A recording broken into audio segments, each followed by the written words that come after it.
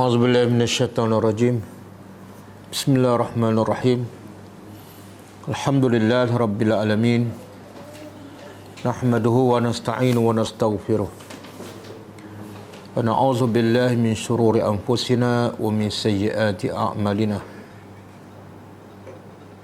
Man yahdihillahu fala mudilla lahu wa man yudlil fala hadiya lahu. Asyhadu an la ilaha illallah wahdahu la syarika lah wa asyhadu anna Muhammadan abduhu wa rasuluh. Subhanaka la ilma lana illa ma 'allamtana innaka antal alimul hakim. Allahumma 'allimna ma yanfa'una wanfa'na bima 'allamtana wa zidna ilma. Allahumma ati anfusana taqwaha wa zakkiha anta khairu man zakkaha. Anta walijuha wa maulaha. Rabbi yassir wa la tu'assir. Rabbi tamim bil khair. InsyaAllah malam ni sepatut kelas bahasa Arab, tapi sebab bulan Ramadan kita tangguhkan kelas bahasa Arab untuk kita bagi masa lebih kepada Al-Quran. Ramadan adalah syahrul Al-Quran. Dan kita sambung tadabbur surah Ali Imran ayat 147. Sebelum tu kita tengok pengajaran ayat lepas, iaitu ayat 145 dan 146. Ayat 145, A'udzubillahi minasyaitonirrajim. وما كان لنفس أن تموت إلا بإذن الله كتابا مؤجلا ومن يرد ثواب الدنيا نؤته منها ومن يرد ثواب الآخرة نؤته منها وسنجزي الشاكرين. Maksudnya, dan tidak patut bagi setiap jiwa itu mati melainkan dengan izin Allah yang ajalnya telah ditulis, telah ditetapkan. Dan barang siapa yang inginkan dunia daripada amalannya, maka kami akan beri dunia, tetapi sebahagian daripadanya. Dan siapa yang ingin daripada amalannya akhirat, kami akan beri daripada sebahagiannya. Dan kami akan balas orang-orang yang bersyukur. Pengajarannya, pertama, ajal setiap manusia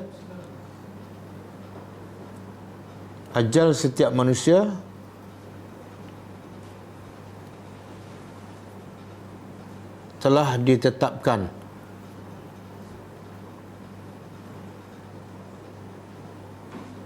dan tidak mungkin dilewatkan atau dicepatkan.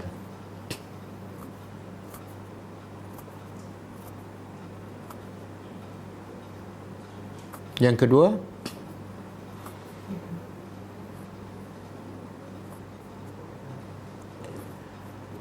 ayat ini menghiburkan hati para sahabat. Ayat ini menghiburkan hati para sahabat Rasulullah sallallahu alaihi wasallam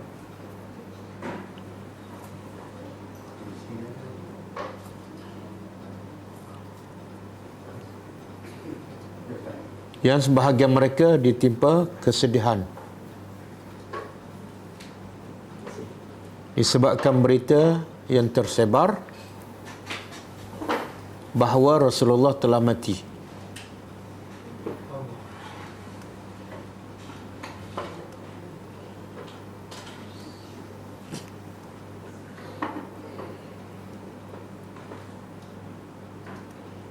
Maka Allah memberitahu kematian semua manusia tidak mungkin berlaku kecuali dengan izin Allah.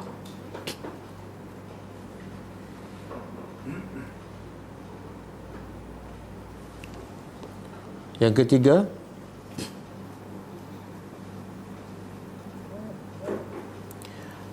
Kematian adalah salah satu daripada makhluk Allah. Kematian adalah salah satu daripada makhluk Allah.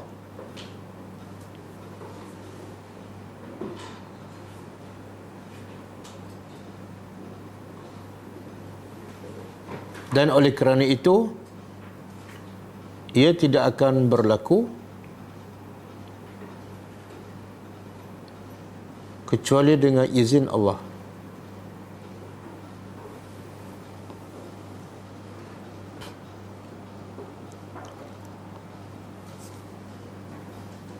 Yang keempat,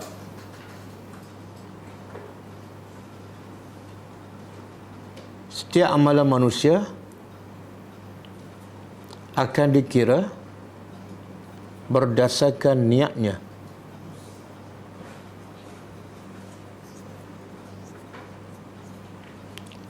Sekiranya niat daripada amalannya untuk mendapat dunia, maka dia akan mendapat dunia. Dan sebaliknya, sekira amalannya dilakukan untuk mendapat akhirat, maka dia akan mendapat akhirat.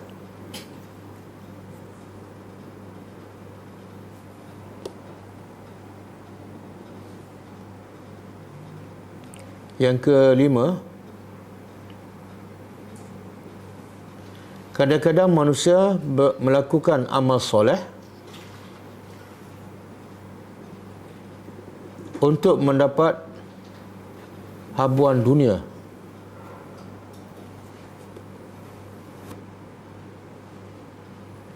Seperti dia solat untuk dikatakan dia rajin beribadat.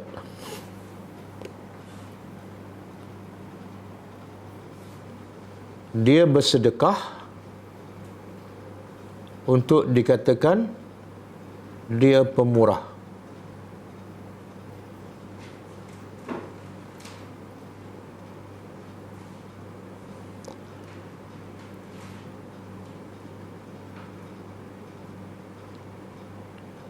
Semua ini adalah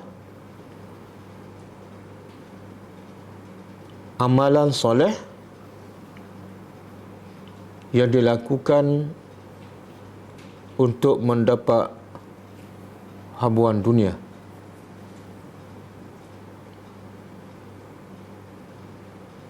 Dan di akhirat,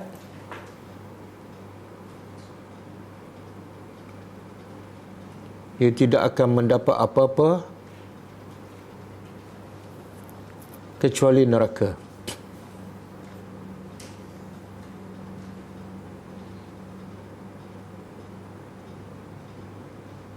Yang keenam,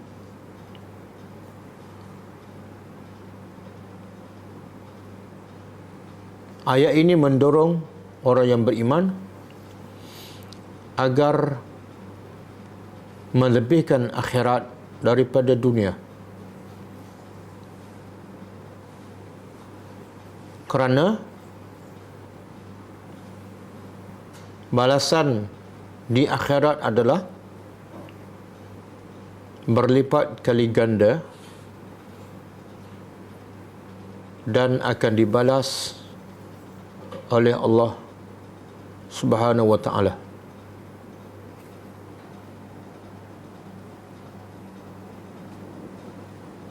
Yang keenam. Yang ketujuh, ayat ini mendorong manusia supaya sentiasa menjadi orang yang bersyukur kepada Allah, iaitu sentiasa mentaati perintahnya, sama ada dengan hati, lidah dan anggota badan.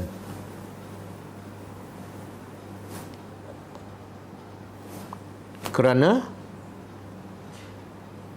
Allah hanya akan membalas orang yang bersyukur sahaja.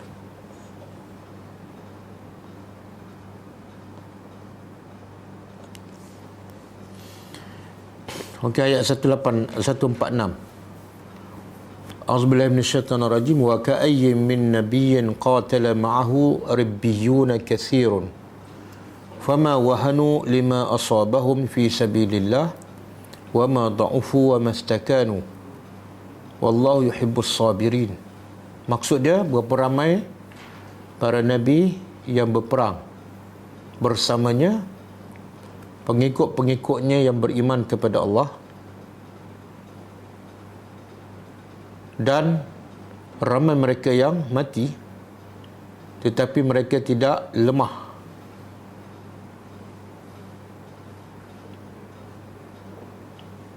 terhadap apa yang menimpa mereka pada jalan Allah, dan mereka juga tidak lemah dari segi fizikalnya, dan mereka tidak rasa hina, dan Allah mencintai orang-orang yang sabar. Pengajarannya, pertama, Allah Subhanahu wa taala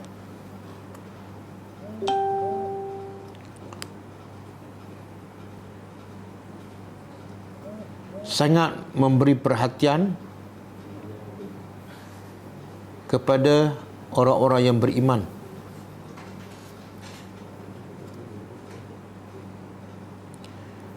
Dengan sentiasa menghiburkan mereka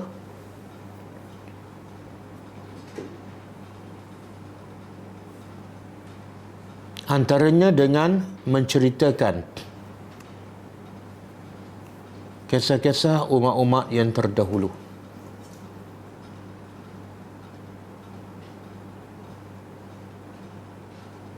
Yang kedua,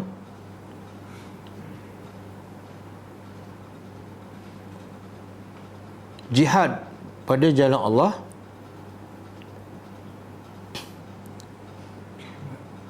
juga telah diwajibkan kepada umat-umat yang terdahulu.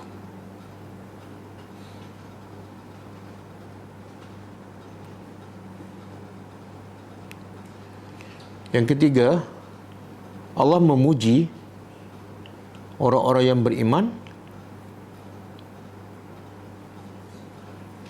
yang berperang pada jalan Allah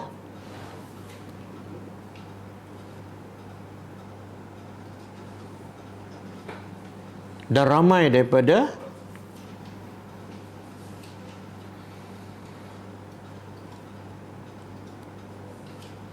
barisan tentera mereka mati, tapi mereka tidak lemah semangat,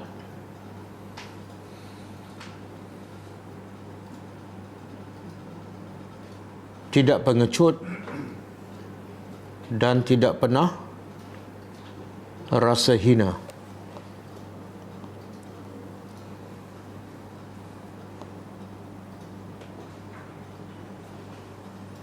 Yang ketiga, yang keempat,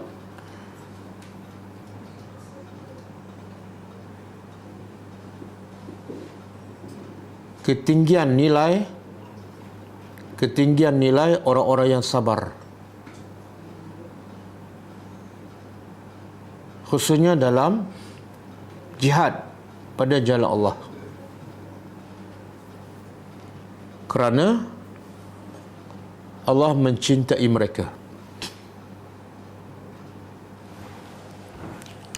Okey, cukup lah. Kita sambung tadabbur.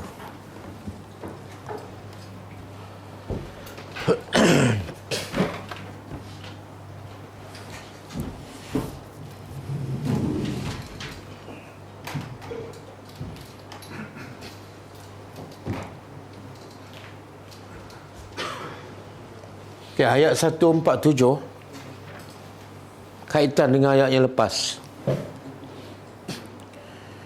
Kalau ayat yang lepas, Allah menceritakan tentang peperangan Uhud. Bagaimana sahabat pusingan pertama menang, pusingan kedua boleh dikatakan kalah. Maka Allah nak hiburkan hati para sahabat yang sedang kesedihan disebabkan 70 orang sahabat mati syahid dan juga Rasulullah cedera, bahkan disebarkan berita tentang kematian Nabi Muhammad sallallahu alaihi wasallam. Jadi Allah hiburkan hati mereka dengan cerita umat-umat dahulu yang berapa ramai para nabi berperang dan pengikut para nabi itu mati ramai, tapi mereka tidak pernah rasa apa dia? Fama wahanu, mereka tidak rasa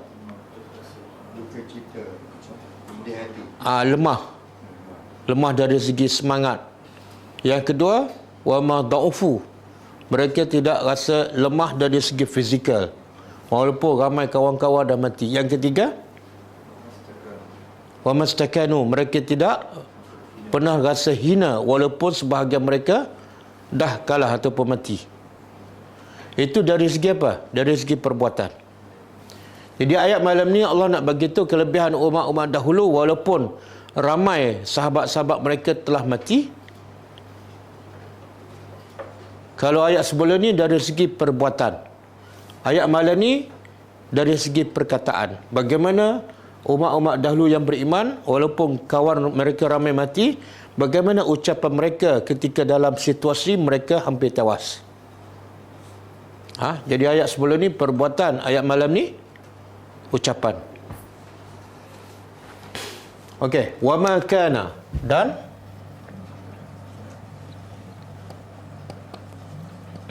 tidaklah adalah, kana adalah qaulahum,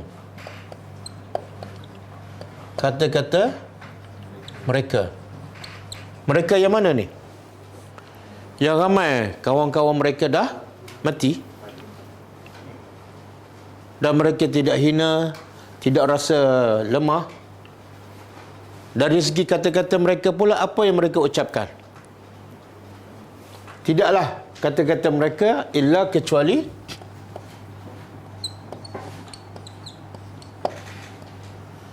an qalu,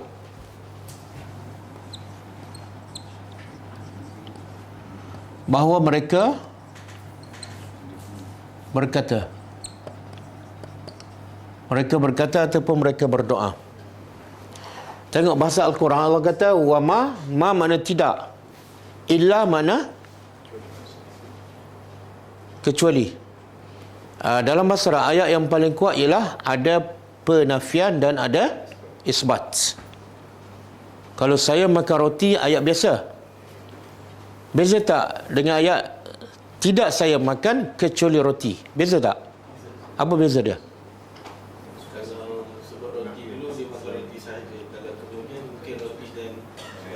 Kalau ayat pertama, saya makan roti, makna apa tu? Mungkin saya makan juga selain pada roti. Tiap ayat kedua, saya tidak makan kecuali roti. Roti saja. Okey, ayat ni tidaklah kata-kata mereka kecuali ini sahaja, tak ada yang lain. Apa dia? Iaitu doa mereka, wahai Tuhan kami,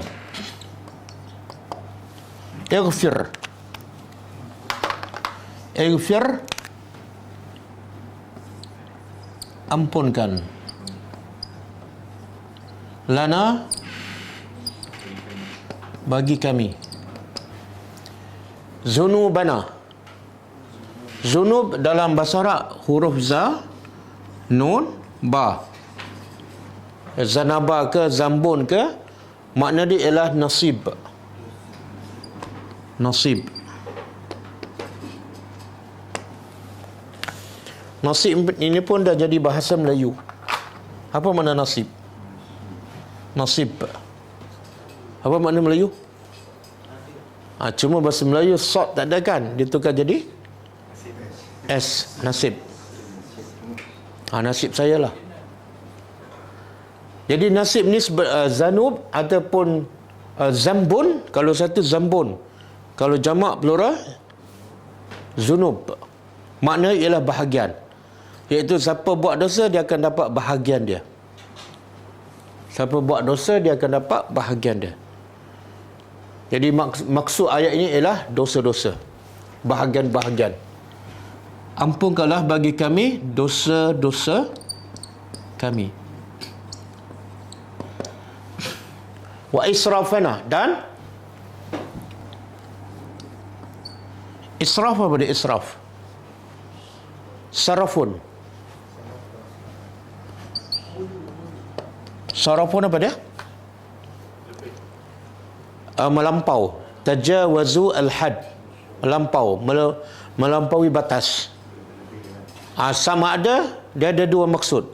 Sama ada dia buat benda yang haram ataupun dia tinggal benda yang wajib. Kalau yang dia tinggal buat benda yang haram, dia mengumpat, itu sarafun, melampau.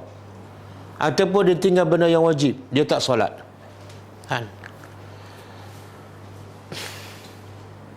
Ada dalam Quran, kulu washrabu,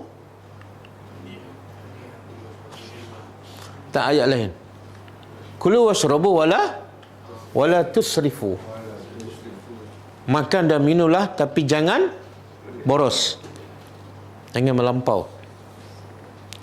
Dan sifat ibadur rahman yang kita belajar semalam, apa dia? Salah satunya, wallazina iza anfaqu, dan orang-orang yang apabila dia infakkan hartanya, apa sifat mereka? Infak harta ni bukan semuanya baik, ada yang tak baik. Jadi Allah nak beritahu sifat ibadur rahman bila berbelanja tengah-tengah. Apa dia? Ialah apa ayat tu? Wallazina iza anfaqu lam yusrifu wa lam yaqturu.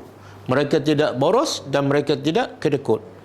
Wa kana baina zalika qawama, tengah-tengah. Okey. Jadi israf ni ialah, dia terjemah apa tu?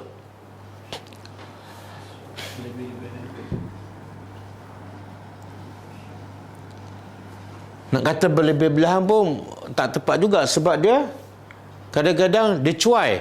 Bukan berlebihan pun termasuk israf. Melampaulah, dan kelampauan kami.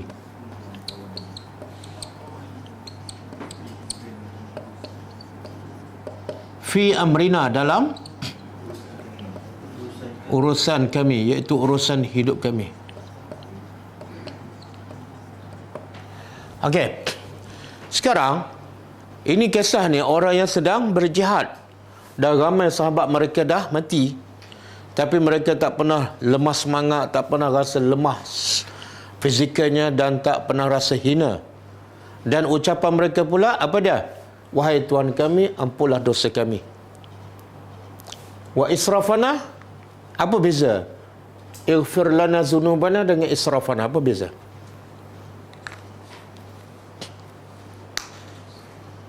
Bukankah dosa tu juga melampau? Zunub melampau. Israf tu melampau juga dosa. Bukankah benda yang sama? Dalam tafsir mengatakan kalau zunub disebut bersama israf, zunub ialah dosa kecil, israf dosa besar.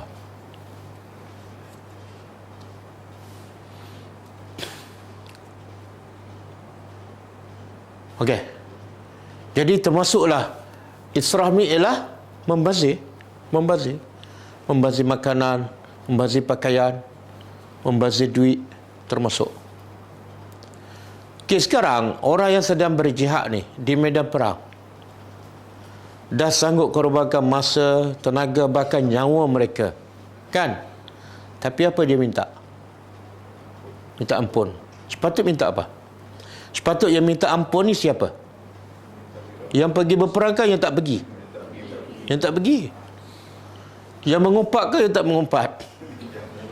Ini yang buat amal soleh ni. Dan amal soleh yang paling, antara kemuncak amal soleh, iaitu berjihad. Tiba-tiba minta ampun. Boleh faham apa kaitannya? Kita lepas mengumpat pun tak minta ampun, kan? Ini buat berjihad tapi minta ampun.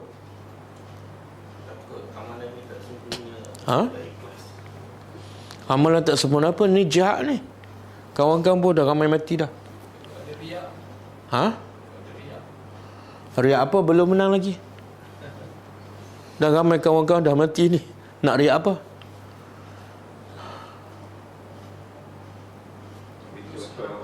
Apa dia? Minta? Minta bantuan bukan ayat macam ni. Ni, yang ujung tu, wansurna. Tolonglah kami. Berilah kemenangan. Yang tu hujung betul, sesuai dengan situasi. Yang ni dia minta ampun sebab dah puasa dan nak kalah. Banyak yang mati. Banyak yang mati. Ingat tak kenapa sahabat kalah dalam peperangan Uhud? Sebab tambahan. Sebab dosa. Sebab dosa. Sahabat kalah dalam peperangan Uhud sebab dosa. Jadi mungkin mereka juga kalah sebab dosa. Begitulah sahabat. Bila ada masalah je, terus mereka apa? Cari kesalahan mereka. Bukan tuding pada musuh. Kita kalau kita lemah, umat Islam kalah, kita kata, siapa salah? DAP. Contohlah. Kan?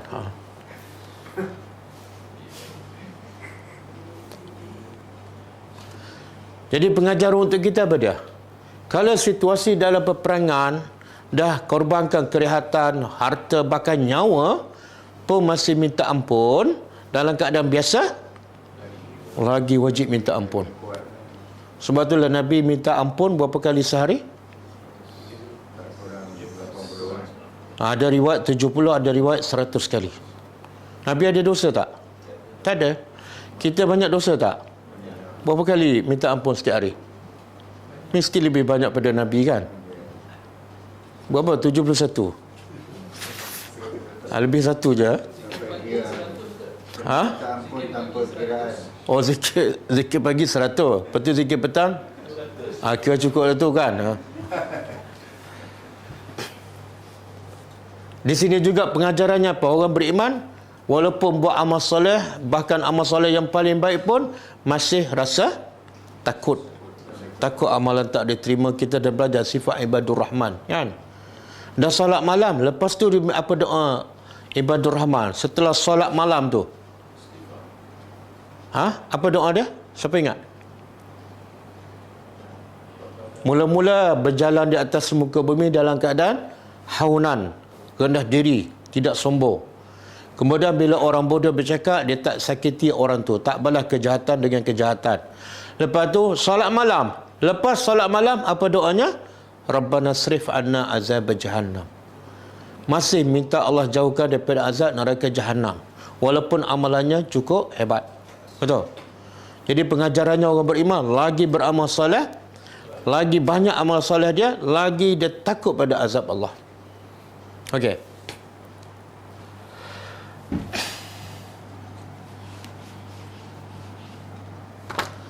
Dan tentera Islam kalah dalam peperangan Hunain. Apa sebab? Tentera Islam ramai, lebih ramai daripada musuh. Tapi kalah. Apa sebab? Dosa apa? Kalau dalam peperangan Uhud, dosa mereka langgar perintah Rasul, kan? Kalau peperangan Hunain, Mereka anggap sebab mereka kuat. Ramai mereka kuat. So mereka percaya pada kekuatan mereka dan dia serah pada Allah. jadi apa dosa tu? Dosa sebab dia tak ada Dosanya tak bergantung pada Allah. Cuba buka surah At-Taubah ayat 25. Surah At-Taubah ayat 25.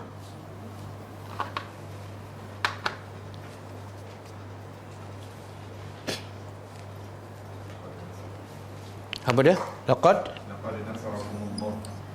Laqad nasarakumullahu fi mawatina katsirah.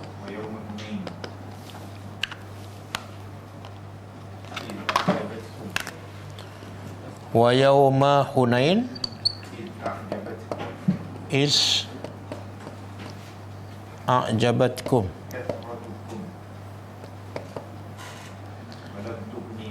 kasratukum falan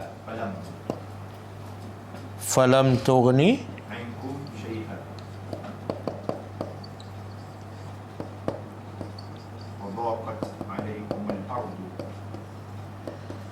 wa daqat alaikumul ardu bima rahubat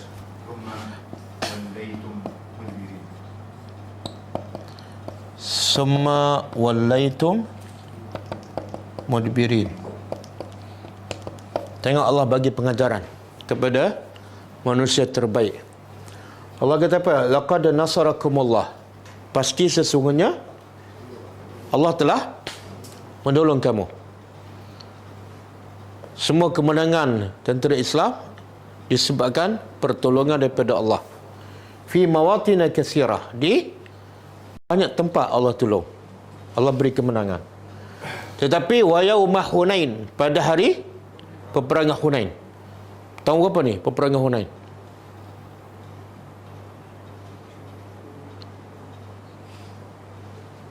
Tahu apa?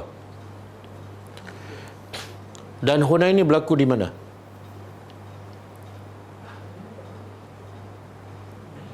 Ha? Yalah, Hunain tu kat mana? Ghazwatu Badar berlaku kat mana? Kat Badar. Badar tu kat mana? Siapa tahu saudara? Apa dia? Lemah sejarah ke lemah semua? Berlaku setelah Nabi buka kota Mekah. Nabi buka kota Mekah pada tahun 8 ke 6?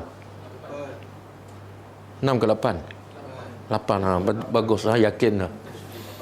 8 Hijrah.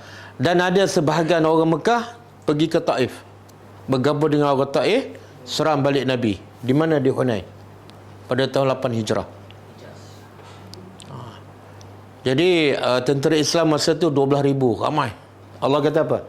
Pada hari peperangan Hunain, ketika mana a'jabatkum. Apa dia a'jabatkum? Mengkagumkan kamu kasratukum, bilangan ramai kamu. Tengok Allah nak bagi pengajaran. Bila ramai, kamu kagum dengan bilangan ramai. Ialah biasalah manusia bila, sebab apa? Dia buat kias perbandingan. Dalam peperangan Badar, bilangan mereka sedikit boleh menang. Kalau sikit boleh menang, kalau banyak lagi logik menang. Nampak tak? Logik yang salah. Maka Allah kata apa? Falam tughni ankum syai'a. Bilangan banyak sikit pun tak membantu kamu. Sebab apa? Sebab dia tak bergantung pada Allah. Kemenangan bukan sebab ramai, bukan sebab senjata, tapi sebab Allah yang bagi. Bila tak bergantung pada Allah, Allah hukum. Wa daqat alaikumul ard, dan bumi yang luas tu kamu rasa macam sempit je. Dan bima rahubat, dengan bumi tu yang luas kamu rasa jadi sempit sebab kalah. Dan tengok, summa wallaitum mudbiri, kemudian kamu cabut lari. Bahasa tu Allah kata, kamu cabut lari ke? Sepatut kamu orang beriman jangan cabut lari. Kenapa cabut lari? Sebab kamu memang patut dikalahkan, sebab kamu tak bergantung pada Allah. Boleh? Ini yang tentera Islam, walaupun dalam barisan tentera sedang berperang, masih minta ampun. Sebab takut-takut mereka kalah disebabkan dosa. Okey. Apa lagi doa tentera ni? Wasabbit, dan tetapkan aqdamana. Aqdam apa dia? Qadam, jamak. Kalau mufrad qadam. Sebab itulah bola sepak, apa bahasa Arab? Bahasa Arab? Kuratul qadam. Jadi kalau satu kaki qadam, kalau banyak aqdam. Dan tetapkan ataupun teguhkan kaki-kaki kami. Apa makna ni? Pendirian kami.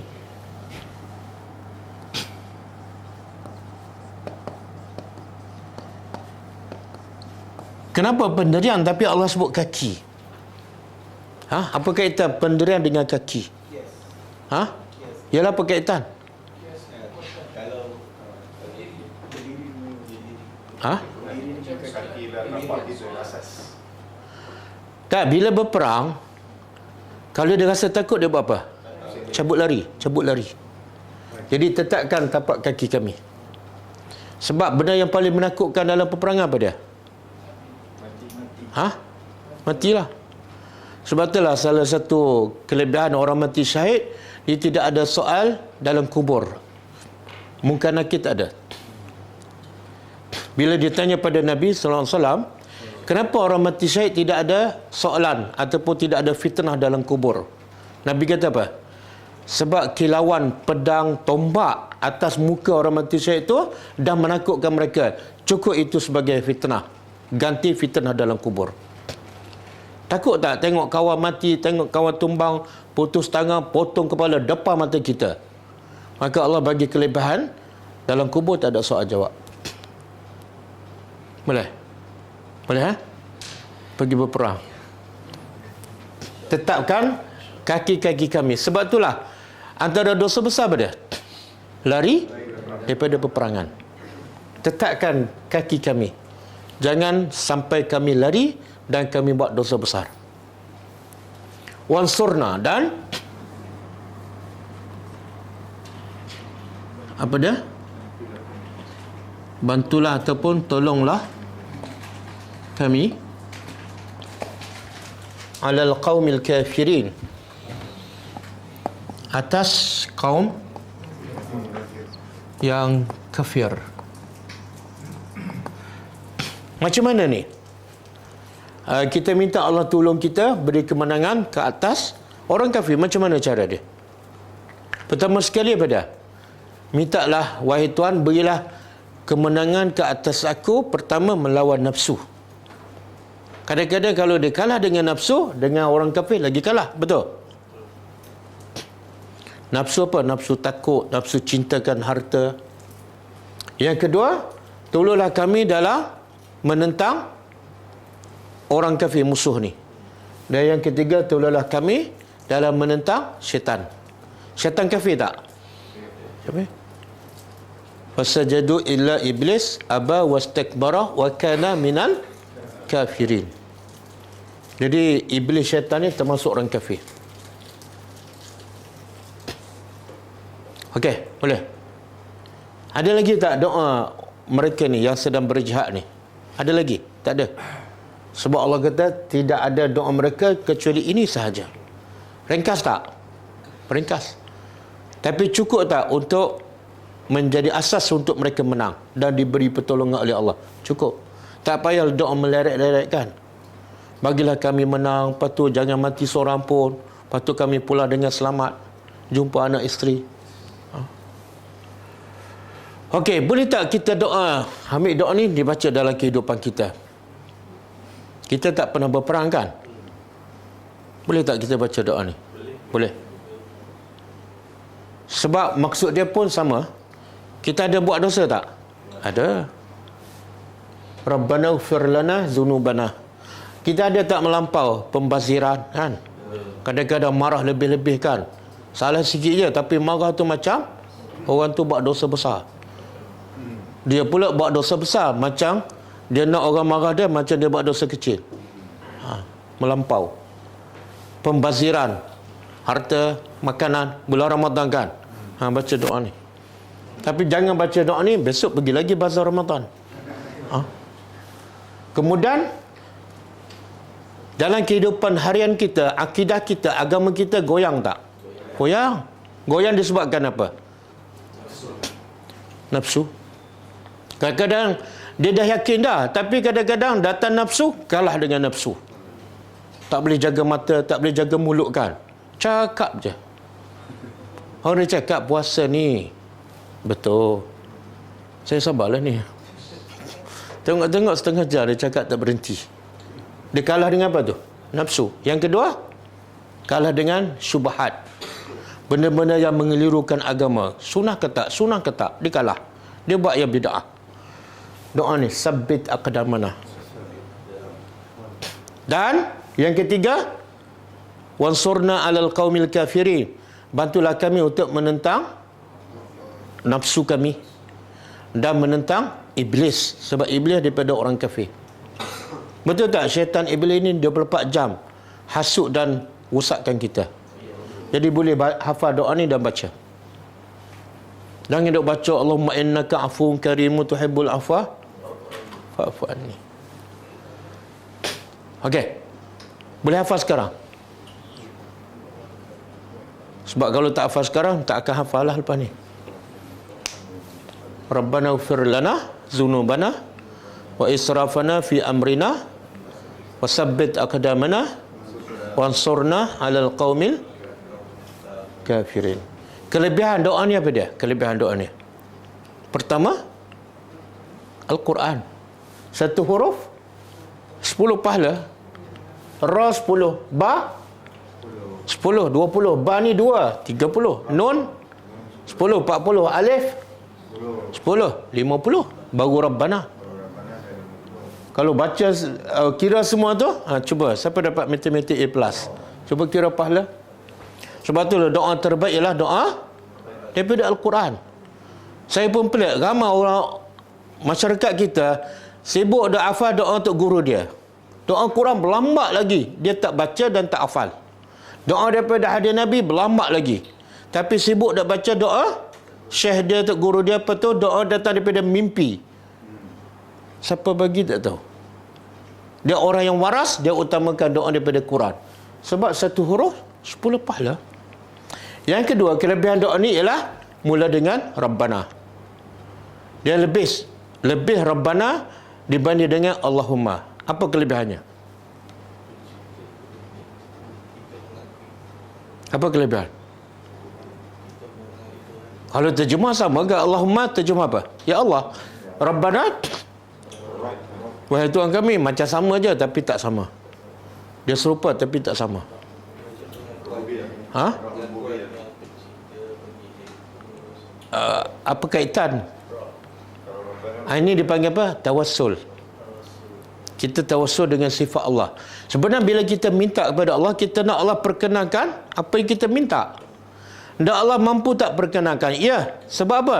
Sebab sifat Allah Rabb. Dia pencipta segala-gala. Kalau setakat kita minta 2,000 tu, tak ada masalah. Minta 20,000, tak ada masalah. Jadi Rabb tu, dia panggil tawassul dengan sifat Allah sebagai pencipta. Okey? Kemudian fa'atahumullah, maka subhanallah, doa orang yang dalam medan peperangan terus dimakbulkan. Dalam bahasa Arab fa dengan soma apa beza? Fa dengan soma. Fa terus. Daripada sini ahli tafsir kata apa? Lepas mereka berdoa, Allah terus makbulkan. Fa'atahumullah, maka telah memberi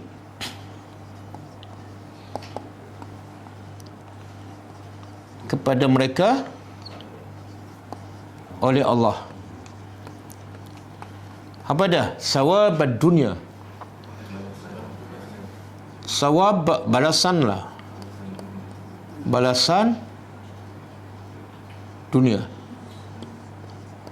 ataupun balasan di dunia.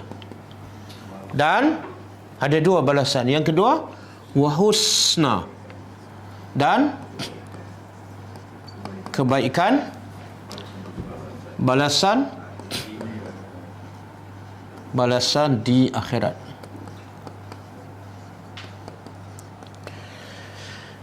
Okey, perasan tak beza balasan dunia dengan balasan akhirat?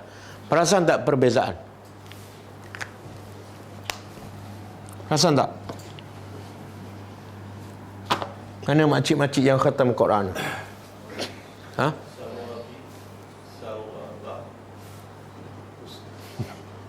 Oh, baris, bukan. Tak, sawabah dengan sawabi perkataan sama, cuma yang berbeza baris.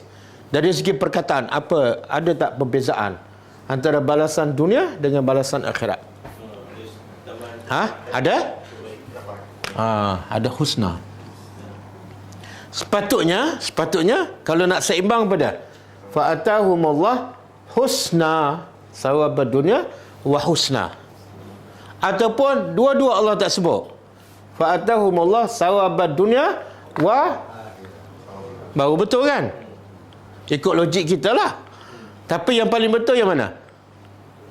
Yang ni lah. Sebab apa? Sebab ni ayat Quran. Sekarang kita nak faham, kenapa akhirat ada husna, dunia tak ada husna? Kenapa? Kita kalau baca buku orang, kita betulkan ini salah cetak ni, kita tambahkan. Dunia ni sementara, akhirat kekal. Tapi bukan dunia ada kebaikan juga. Adalah. Apa tu? Kenapa tak apa? Rabbana atina fid dunya hasanah wa fil akhirati, dua-dua hasanah.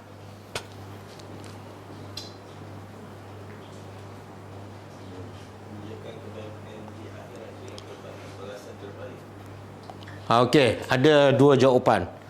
Ahli tafsir mengatakan, pertama, Allah tak taruh husna kat dunia sebab dan Allah taruh husna di akhirat sebab apa? Kebaikan di akhirat berganda. Satu kebaikan di dunia, dia dapat berapa ke akhirat?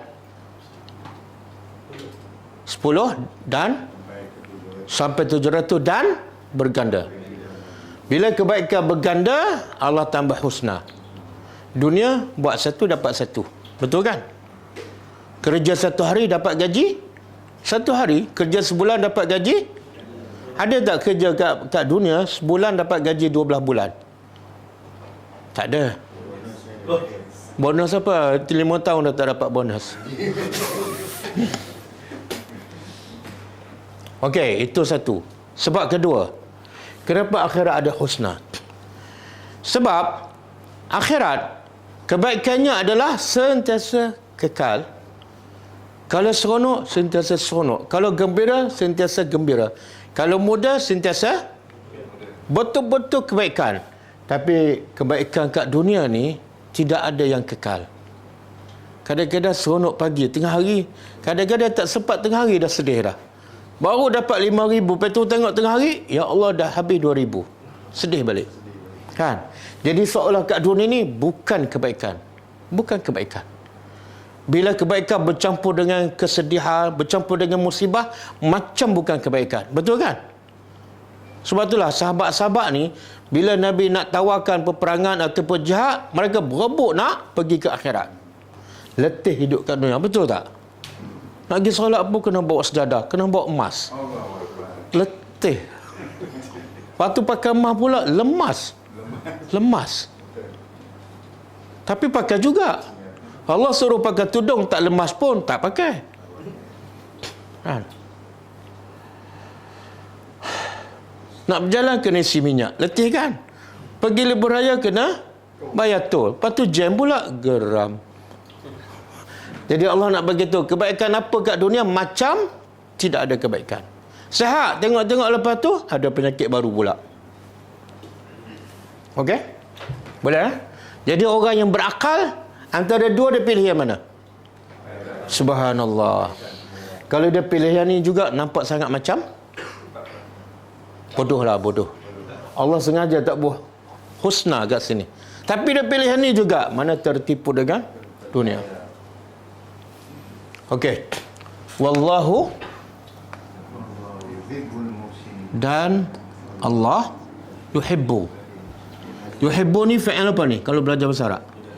Mudhari' menunjukkan sentiasa mencintai muhsinin, orang-orang yang berbuat baik.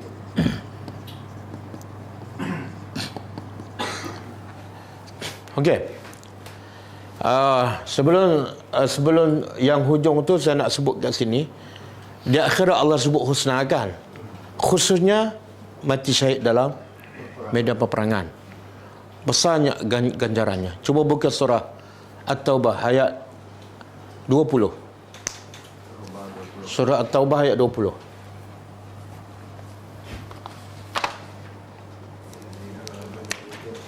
Apa dah?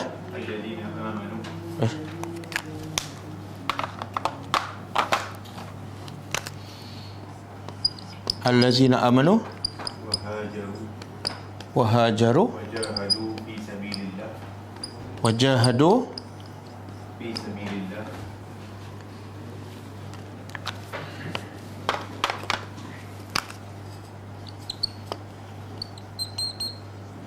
Fi sabilillah. Bi amwalihim wa anfusihim. Bi amwalihim. Anfusihim. Wa anfusihim. A'zamu darajatan indallah. A'zamu Darajatan indallah. indallah. Wa ulaika humul faizun. Wa ulaika humul faizun. Okey. Cuba terjemah. Allazina amanu, orang-orang yang mereka beriman. Satu. Yang kedua, wahajaru, mereka berhijrah. Ini lebih kepada apa ni? Orang muhajirin. Tapi kita boleh masuk tak orang yang berhijrah? Boleh. Iaitu berhijrah daripada kemungkaran kepada ketaatan. Yang ketiga, wajahadu, mereka yang berjihad pada jalan Allah. Apa kelebihan? Berjihad pada jalan Allah dengan apa? Harta mereka. Yang kedua, nyawa mereka. Apa kelebihan? A'zamu darajah. Darjah ni pangkat. A'zam, paling besar darjah. Ni yang Allah kata husna sawabil akhirah. Allah kata a'zamu darajah di sisi siapa? Dan Allah kata mereka itulah al-faizun, orang yang berjaya. Okey, kita nak faham apa makna a'zamu darajah, khususnya kepada orang yang mati syahid. Apa dia? Yang tak dapat pada orang lain. Nabi sebut dalam satu hadis sahih yang disahihkan oleh Syekh Albani. Orang yang mati syahid, Allah bagi 7 kelebihan. Pertama, mula daripada menitik darahnya yang pertama, mula daripada saat itu Allah dah ampunkan dosa dia. Yang kedua, tidak ada azab kubur. Tidak ada soal munkar nakir. Yang ketiga, dia aman daripada al-faza'u al-akbar. Suasana kiamat, suasana hari dibangkitkan, semua orang, kebanyakan orang takut, gerun, risau, dia relax je, tenang je. Allah bagi keamanan padanya. Yang keempat, Allah kahwinkannya dengan 72 bidadari. Jadi isteri jangan risau, suami kita tak akan dapat kahwin sebab suami kita tak mati syahid pun. Yang kelima, Allah pakaikan mahkota, yang di mahkota ada permata yang lebih baik pada dunia dan segala isinya. Permata di mahkota tu lebih baik pada dunia dan segala isinya. Yang keenam, dia boleh tarik 70 ahli keluarganya. Yang boleh tarik ahli keluarga, orang yang mati syahid bukan yang hafiz Quran. Yang hafiz Quran, hadis tak sahih.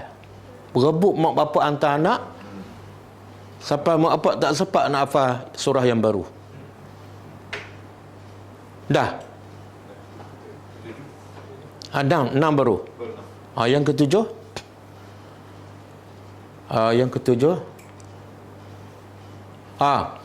ketujuh, saat dia mati, Allah dah tunjuk tempatnya di syurga. Mana confirm ahli syurga. Sebab tu adalah satu hadis Nabi kata tidak ada ahli syurga yang bila Allah nak tawarkan nikmat kepadanya, malaikat dia minta apa? Dia minta nak kembali ke dunia. Kat dunia dia tak ada apa, tapi dia minta nak kembali ke dunia untuk apa? Untuk pergi berjihad, mati syahid, pergi lagi, mati syahid, pergi lagi, mati syahid, sampai berpuluh kali. Tidak ada orang yang minta nak kembali ke dunia melainkan orang yang mati syahid.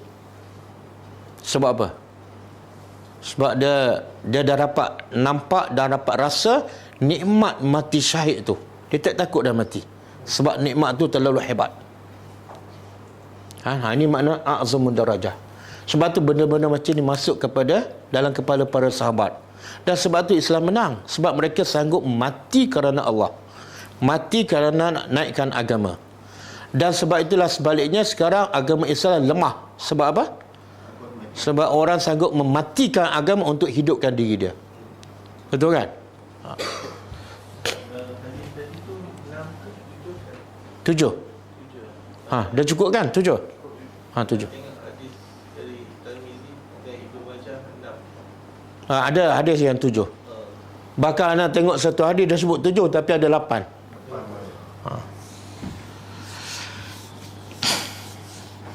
Okey. Kemudian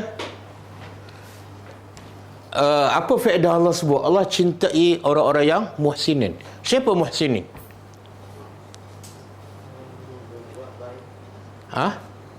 Siapa dia? Kita nak tak cinta Allah. Ramai manusia mendakwa dia cinta Allah.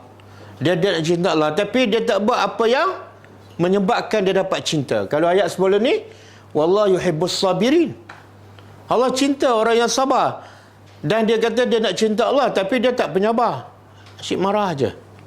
Mana mungkin dapat cinta Allah? Kalau nak cinta Allah kena jadi orang yang sabar. Kalau ayat ni nak dapat cinta Allah kena jadi apa? Apa dia? Apa ciri-ciri muhsinin? Akhlak baik. Akhlak baik je. Mother Teresa akhlak baik.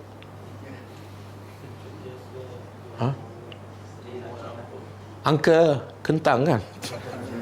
Akhlak baik. Kadang-kadang dia orang ni lebih daripada orang Islam. Betul?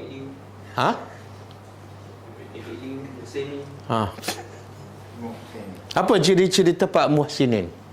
Dia muhsin ni daripada perkataan ihsan. Ihsan mesti ada 2. Baru boleh jadi muhsinin. Pertama, ihsan kepada Allah. Yang kedua, ihsan kepada makhluk. Kalau ihsan pada makhluk tapi tak ada ihsan pada Allah, bukan muhsinin. Ataupun ihsan pada Allah tapi tak ihsan pada makhluk, bukan muhsinin. 2. Macam Mother Teresa, dia ihsan pada manusia tapi tak ada ihsan kepada Allah. Okey, ihsan kepada Allah apa dia? An ta'budallah ka'annaka tarah. Bila kamu solat beribadat macam betul-betul Allah ada depan. Makna apa? Khusyuklah tu. Fikiran tak melayang. Kalau salat malam pula dia baca surah bukan 3 kul. Ali Imran, Baqarah, An-Nisa kan. Okey, itu ihsan kepada Allah. Ihsan kepada makhluk?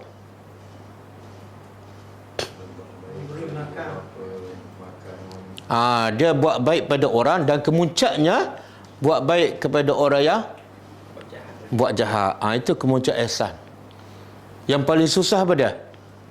Orang buat baik, kita buat baik. Itu biasa tu, balas budi. Yang sukar ialah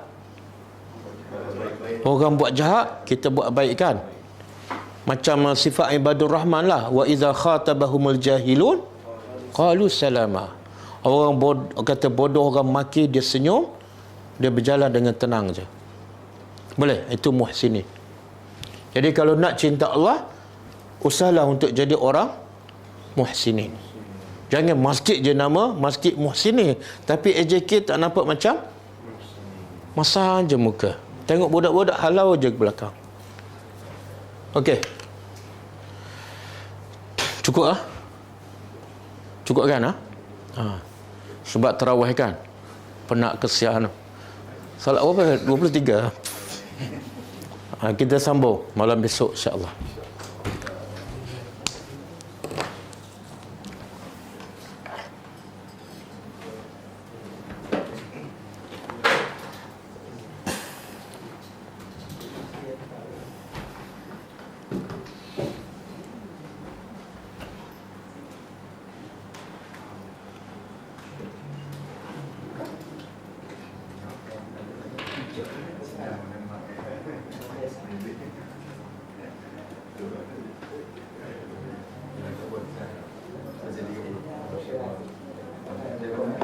Okey, kita baca sikit daripada buku amalan 62 amalan pembuka pintu syurga.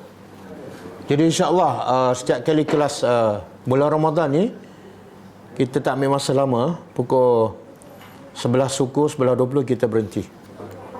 Sebab nanti nak solat malam pula kan. Insya-Allah. Jangan pula kelas habis awal dia bersembang pula. Muka surat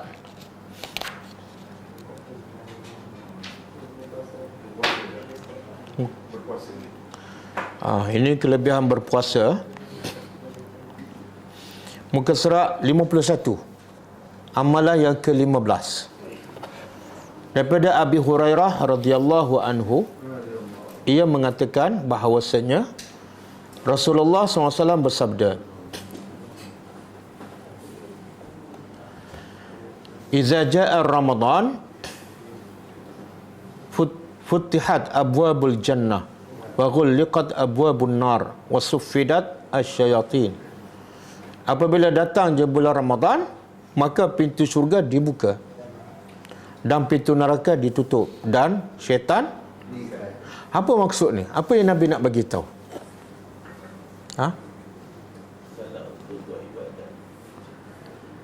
Sebenarnya Nabi nak bagi tahu, Allah akan permudahkan siapa yang nak bertobat, siapa yang nak buat amal soleh, sangat mudah. Sebab apa? Pengacau-pengacau ni dah kena rantai.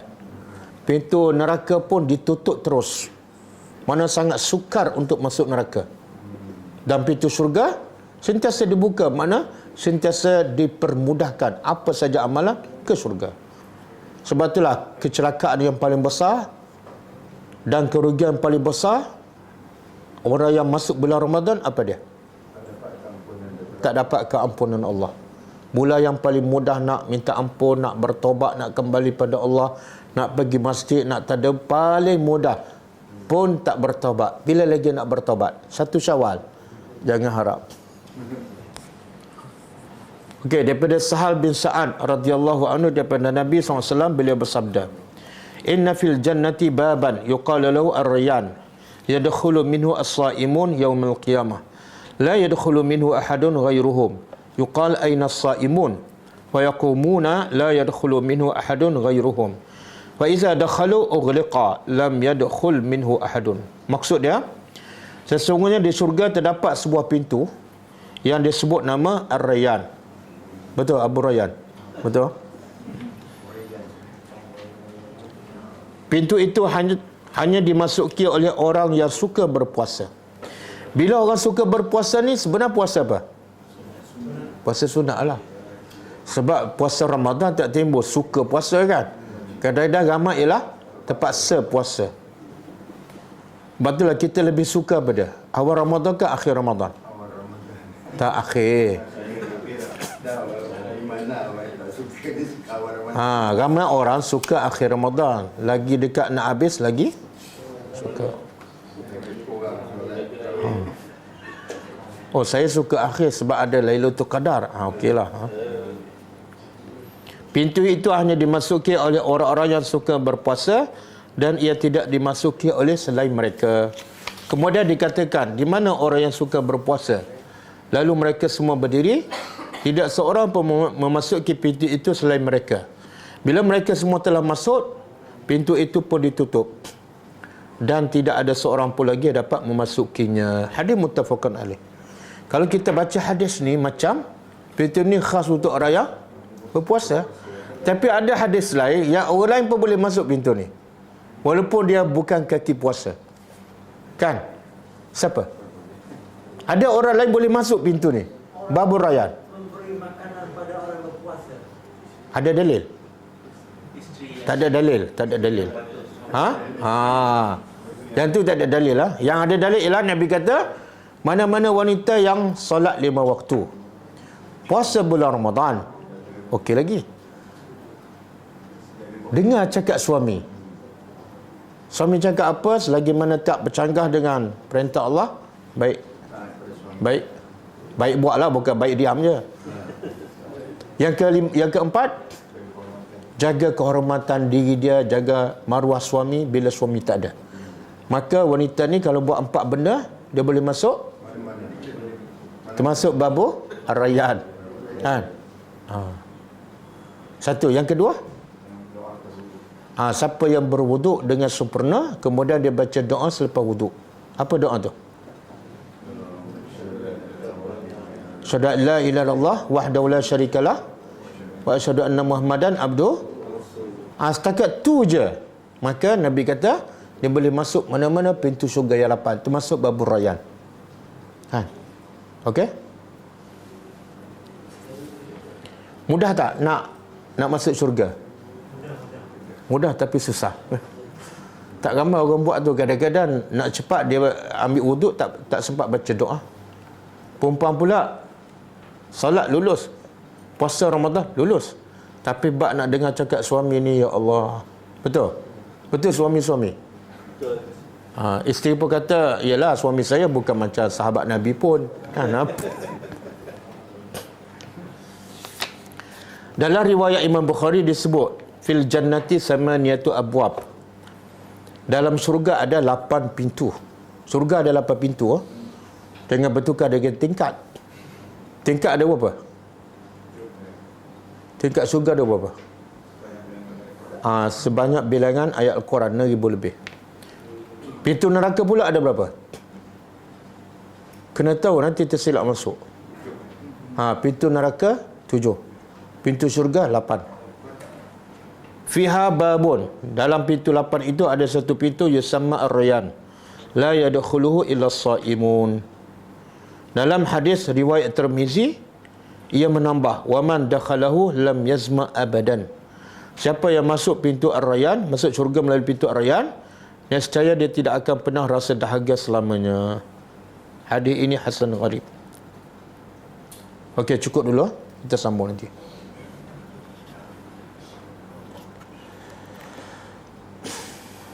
InsyaAllah kita jumpa lagi malam besok. Kita tutup dengan membaca tasbih kafarah. Subhanakallahumma wa bihamdika asyhadu an la ilaha illa anta astaghfiruka wa atubu ilaik. Assalamualaikum warahmatullahi wabarakatuh. كتاب الله ترق جنان